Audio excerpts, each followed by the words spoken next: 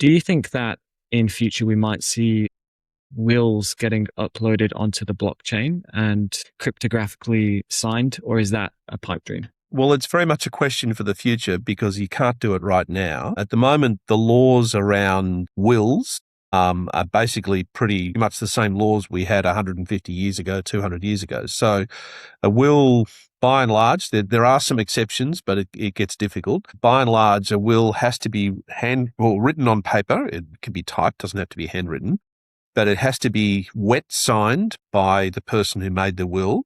And it has to be wet signed by two witnesses who were present when the testator signed the will as well. So that original hard copy will is a very important document. And that's why often solicitors hold those in our safe custody because they are really important documents.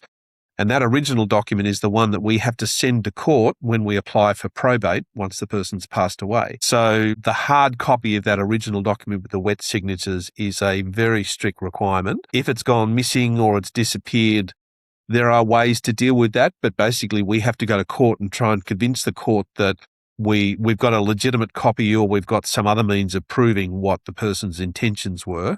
And that's far from guaranteed, and it's expensive and it's costly to sort of do that. So right now, to answer your question, you could not store a will on the blockchain. However, what I think the blockchain does offer is that sort of measure of integrity and the validity of the document and the fact that it is the most recent version or the most recent iteration of the document. Those are very attractive things in terms of proving the reliability of a will to a court. So there's probably a lot that we should be looking at to make better use of blockchain to back up these sorts of documents.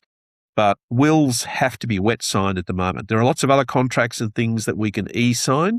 Wills basically have to be wet signed though. So we're stuck for the time being, I'm afraid.